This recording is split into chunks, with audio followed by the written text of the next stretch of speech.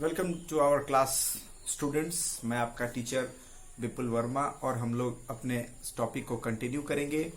हम लोग bio magnification पढ़ रहे हैं और बायो मैग्निफिकेशन के पिछले वीडियो में हम लोगों ने लगभग इस चीज को समझा। हमारे इकोसिस्टम में कुछ ऐसे केमिकल्स होते हैं जो अनवांटेड हैं, हालांकि उन केमिकल्स को हम लोग यूज करते हैं कुछ खास पर्पस के लिए, जैसे वो पेस्टिसाइड हो सकता है, इंसेक्टिसाइड हो सकता है, डीडीटी होता है। हालांकि आजकल डीडीटी को बहुत अब यूज नहीं किया गया है, वो बैन है, लेकिन फिर भी ये जो केमिकल्स इस्तेमाल होते हैं हमारे इकोसिस्टम में किसी भी कारण से, तो जब ये सॉल्युबल हो जाते हैं वाटर में और ये वाटर बॉडीज में चले जाते हैं वॉश होकर के, तो वाटर बॉडीज के जरिए ये केमिकल हमारे फूड चेन में एंटर कर जाते हैं। तो इसी चीज को समझना है, मतलब बायो मैग्निफिकेशन जो है, ये बायो मैग्निफिकेशन का ये जो प्रोसेस है, इसको हमको पढ़ना है और इसके कंसेप्ट को हमको जो समझना है, वहां पर सबसे बड़ा जो पहलू यही है कि यह एक ऐसा प्रोसेस है, यह एक ऐसा फेनोमेना है जो हमारे फूड चेन को इफेक्ट करता है। और हमारे फूड चेन का मतलब ऑर्गेनिज्म के फूड चेन को इफेक्ट करता है, जिसमें हम भी हैं। हो सकता है कि वह हमारे फूड चेन को इफेक्ट करे और हो सकता है क्या करता ही है। और यह इफेक्ट डिपेंड करता है ट्रॉपिक लेवल पर। ट्रॉपिक लेवल पर यह डिपेंड करता है। हम लोगों ने 10% लॉ में देखा कि एनर्जी भी ट्रॉपिक लेवल पर डिपेंड करता है। हायर ट्रॉपिक्स लेवल में यह एनर्जी कम अवेलेबल होता है, लोअर ट्रॉपिक्स लेवल में यह एनर्जी ज्यादा अवेलेबल होता है। लेकिन ये जो केमिकल की जो बात है, केमिकल के कॉन्सेंट्रेशन की जो बात हम लोग कर रहे हैं बायो मैग्निफिकेशन में, जो केमिकल्स जो है वो ऑर्गेनिज्म के बॉडी में एक्यूमुलेट कर जाते हैं। किन ऑर्गेनिज्म के बॉडी में एक्यूमुलेट कर जाते हैं? उन ऑर्गेनिजम्स के बॉडी में एक्यूमुलेट कर जाते हैं जो कि फूड चेन का हिस्सा है। यानी वो प्रोड्यूसर हो सकता है, वो प्राइमरी कंज्यूमर हो सकता है, सेकेंडरी कंज्यूमर हो सकता है, टर्शियरी कंज्यूमर हो सकता है। तो वो फूड चेन के अलग अलग ट्रॉपिक लेवल पर रहने वाले ऑर्गेनिज्म में ये केमिकल्स, ये टॉक्सिक केमिकल्स, ये हार्मफुल केमिकल्स जो हम किसी काम के लिए इस्तेमाल किए हैं लेकिन वो खुद हमारे लिए हार्मफुल है, टॉक्सिक है, और भी हमारे फूड चेन में जो भी ऑर्गेनिज्म है उसके लिए हार्मफुल है, तो ये हमारे फूड चेन में एंटर कर जाता है। अगर हम इसकी डेफिनेशन की बात करें, हम इसका पूरा प्रोसेस को डिफाइन करने की बात करें, तो मैंने यहां पर बोर्ड पर लिखा है, मे बी कि यह बोर्ड पर आपको उतना क्लियर नहीं होगा, मैं डिस्क्रिप्शन में बॉक्स में इसका डेफिनेशन आपको लिख भी दूंगा, मैं फिर भी इसको पढ़ रहा हूं, आप सुनिए। हमें बायो मैग्निफिकेशन को डिफाइन करने के लिए हमारा क्वेश्चन डिमांड करेगा, तो हम लिखेंगे यह एक फेनोमेना है, यह एक प्रोसेस है। यह प्रोसेस है जिसके द्वारा by which harmful and toxic chemicals, and these harmful and toxic chemicals are non-biodegradable. They are non-degradable. I have written here non-degradable, but you may take it as non-biodegradable. They enter our food chain. These chemicals somehow enter our food chain, and when they enter our food chain, they remain accumulated. They persist in our body. ये हमारे body में, हमारे fat में ये आकर के कहीं पर बॉडी टिश्यूज में ये एक्यूमुलेट करते जाते हैं। They get accumulated, they get concentrated in the body of living organism, ठीक है, at each successive level. Now what does it mean at each successive level? The first thing that we have concluded that it is a phenomena, it is a process, and by this process what happens? The harmful, toxic chemical which are non-biodegradable enter our food chain, and when these chemical enter our food chain, then these chemical start concentrating in our body, in the body of the living organism, and this concentration is magnified. By the time it is magnified, and this magnification depends upon trophic level.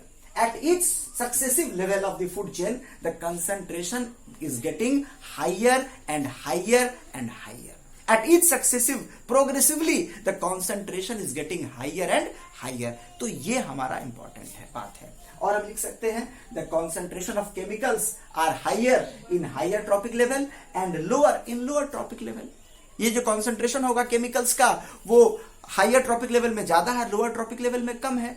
और हम लोग higher trophic level पे हैं तो हमारे body में इसकी concentration ज्यादा होगी और ज्यादा हेल्थ इश्यूज हमें हो सकता है। हम इसके कारण बीमार हो सकते हैं, तरह तरह के हम डिजीज से सफर कर सकते हैं। तो इस तरह से बायोमैग्निफिकेशन एक हेल्थ हजार्ड है, यह एनवायरनमेंट पर पड़ने वाला एक इम्पैक्ट है, यह इकोसिस्टम पर पड़ने वाला एक एडवर्स इफेक्ट है, यह फूड चेन को इफेक्ट करने वाला एक ऐसा प्रोसेस है जो फूड चेन को इफेक्ट करता है और टॉक्सिन्स की मात्रा हमारे फूड चेन में आ जाती है। हम जिन चीजों को कंज्यूम करते हैं उनमें इनकी मात्रा होती है। मैंने आपको पिछले वीडियो में बताया है कि जो भी गवर्नमेंट एजेंसीज हमारे फूड के क्वालिटी को चेक करती है, उन्होंने लगातार रिसर्च में इस चीज को पाया है कि ये पेस्टिसाइड्स का जो लेवल है वो रेडीमेड फूड आइटम्स में कभी ज्यादा देखा गया है, तो ऐसे फूड को बैन भी किया गया है। ठीक है, ऐसे फूड को बैन भी किया गया है। तो अब यहां पर इस एक्टिविटी 15.3 में यहां पर पूछा जा रहा है कि is there any method to minimise it, is there any method to minimise it, क्या हम इस प्रोसेस को कम करने के लिए भी कोई मेथड का इस्तेमाल कर सकते हैं? Yes we can. Now what are those methods?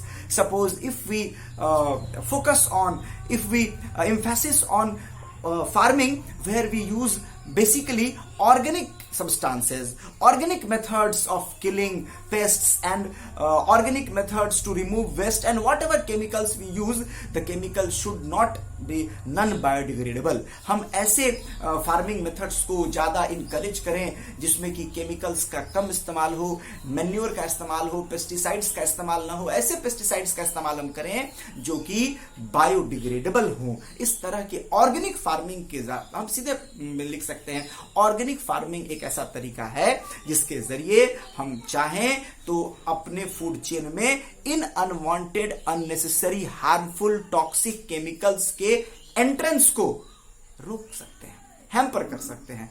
जितना ज्यादा हम इसको रोकेंगे उतना ज्यादा हमारा जो फूड चेन है उसमें इन तरह के टॉक्सिक केमिकल्स का एंट्री नहीं होगा। तो बड़ा ही इंपॉर्टेंट क्वेश्चन है।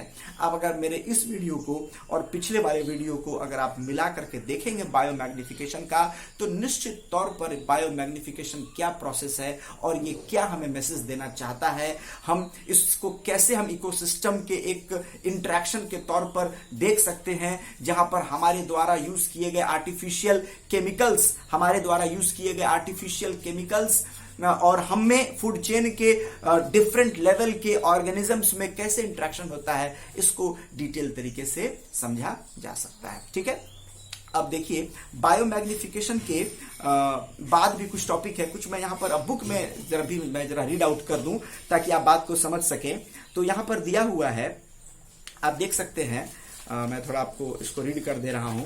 Another interestingly aspect of food chain is how unknowingly, all these processes unknowingly, we do not means we are unaware about this, हम इसके बारे में नहीं जानते, और ये harmful chemicals they enter our body, and what we do when we get some food item, first of thing what we do, we try to wash it and then we eat it. But do you think that even after washing we can remove the pesticides and these harmful chemicals which have got actually inside the food item? No, we can't. ठीक है, and this concentration is lower in lower trophic level, higher in higher trophic level. अब इसको आप ऐसे भी सोच सकते हैं, अगर कोई पर्सन वेजिटेरियन है और कोई नॉन वेजिटेरियन है, तो जो वेजिटेरियन है वो प्रोड्यूसर लेवल के फूड आइटम को खाता है, और कोई नॉन वेजिटेरियन है तो हो सकता है वो कंज्यूमर लेवल को खा रहा हो, प्राइमरी कंज्यूमर को खा रहा हो, सेकेंडरी कंज्यूमर को खा रहा हो। तो कोई पर्सन अगर सेकेंडरी कंज्यूमर लेवल के ऑर्गेनिज्म को एज अ फूड इंटेक कर रहा है और कोई सिर्फ प्रोड्यूसर लेवल को एज अ फूड इंटेक कर रहा है,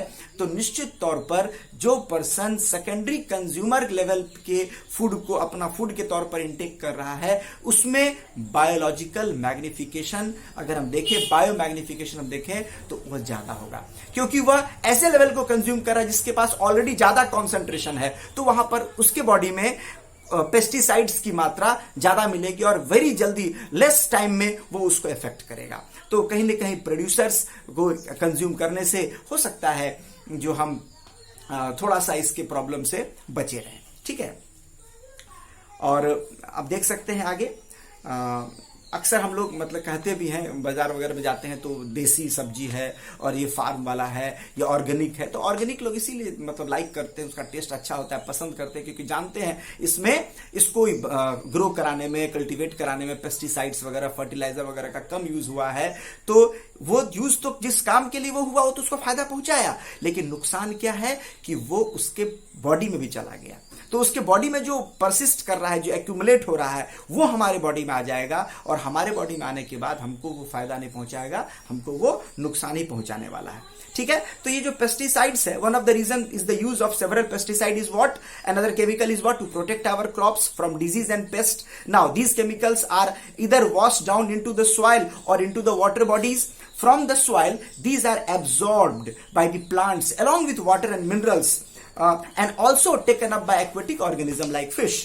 ठीक है, now this is one of the way. Other ways are also through which how the toxic chemicals enter our food chain. But here in your book, two things are given. ऐसा पूछा जा सकता है, दो तरीके बताइए जिससे कि हमारे फूड चेन में बायो केमिकल्स का एंट्री हो जाता है, बायोलॉजिकल मैग्निफिकेशन होने का दो तरीका बताइए। तो एक लिख सकते हैं by plants, when terrestrial plants grow, they take minerals, and along with the minerals what happens, these toxic chemicals also get absorbed along with the minerals. एक तो वो हो गया, और दूसरा aquatic organisms also when feed upon the planktons and other producers of the pond, then what happens, through them these chemicals enter into their body. तो दो तरीका आप यहां पर मेंशन कर सकते हैं, यहां पर आप देख सकते हैं, बड़ा छोटा सा पॉइंट है पर बड़ा काम का पॉइंट है। यहां पर आप लिख सकते हैं दो तरीका है, from soil these are absorbed by the plants along with water and mineral, and from water bodies through these are taken up by aquatic plants and animal. तो ये दोनों को पेंसिल से हम अंडरलाइन कर लीजिए, ये बड़ा इंपॉर्टेंट है। दो ऐसा तरीका बताइए जिससे कि बायोलॉजिकल मैग्निफिकेशन हो रहा है, निश्चित तौर पर एक एज ए इंपॉर्टेंट क्वेश्चन है, इसको आप देखिए। और ये केमिकल्स क्या होते हैं, नॉन डिग्रेडेबल होते हैं, तो एक्यूमुलेट कर जाते हैं, और जैसे जैसे वो ट्रॉपिक लेवल बढ़ता जाता है तो हायर ट्रॉपिक लेवल पर इसकी कंसंट्रेशन बढ़ती चली जाती है, क्योंकि एनर्जी लॉस्ट हो जाता है, लेकिन जो मैटर ऑर्गेनिज्म ने कंज्यूम किया है वो तो बॉडी में रह जाता है, और जो नॉन डिग्रेडेबल है वो तो रहता चला जाएगा। तो हायर और उसके हायर और उसके हायर वो उसके बॉडी में एक्यूमुलेट होता चला जाएगा। ठीक है, और ह्यूमन बीइंग चूंकि top of the level of the food chain में है तो इनमें इनका ज्यादा कंसंट्रेशन होता है। इसी प्रोसेस को हम लोग बायोलॉजिकल मैग्निफिकेशन बोलते हैं, बायो मैग्निफिकेशन भी बोलते हैं। और हम लोग देखते हैं हमारा व्हीट हो, चाहे राइस हो, चाहे वेजिटेबल हो, फ्रूट हो, इवन मीट में भी पेस्टिसाइड्स के रेसिड्यू होते हैं। पेस्टिसाइड तो आप बिल्कुल नहीं चौंकिएगा, आपको बिल्कुल यहां पर आश्चर्य होने की बात नहीं। अरे मीट में पेस्टिसाइड कहां से आएगा? अक्सर आप टीवी में ऐड देता है कि फलाना प्रोडक्ट में, फलाना फूड आइटम में पेस्टिसाइड है। पेस्टिसाइड कहां से उसमें आ गया? तो पेस्टिसाइड उसमें बायोलॉजिकल मैग्निफिकेशन के कारण आया है, ना कि उसमें डाला गया है। ठीक है, इवन हम लोग जो कोल्ड ड्रिंक्स वगैरह बेसिकली यूज करते हैं, कोई ड्रिंक, सॉफ्ट ड्रिंक यूज कर लिए, तो जो हम उसके लिए केमिकल्स यूज करते, हो सकता है उनके जरिए वो आ जाए, वहां पर केमिकल्स पहुंच जाए, तो कुछ ना कुछ तो रहता ही है। लेकिन जब वो एक अलार्मिंग लेवल पर आ जाता है तो हमारे लिए कंसर्न है, और हम उसको तब इसके बारे में सोचते हैं, रोकने की कोशिश करते हैं। ठीक है, तो इसको सिंपली हम वॉश वगैरह करके नहीं हटा सकते हैं, हम इसके लिए हमको अपना फूड चेन में इसके एंट्री को ही रोकना पड़ेगा, तभी वो रुक सकता है। तो मुझे लग रहा है कि अब बायो मैग्निफिकेशन आपके लिए क्लियर है। अगर मेरी वीडियो आपको पसंद आई हो तो प्लीज़ आप इसको लाइक करें, शेयर करें, और आपने इस चैनल को सब्सक्राइब नहीं किया है तो आप चैनल को सब्सक्राइब कर लें। इससे आपको मेरे वीडियोस मिलते रहेंगे। आप नोटिफिकेशन पे भी जा करके अपना नोटिफिकेशन पाने के लिए बेल आइकन को क्लिक कर सकते हैं। Thank you.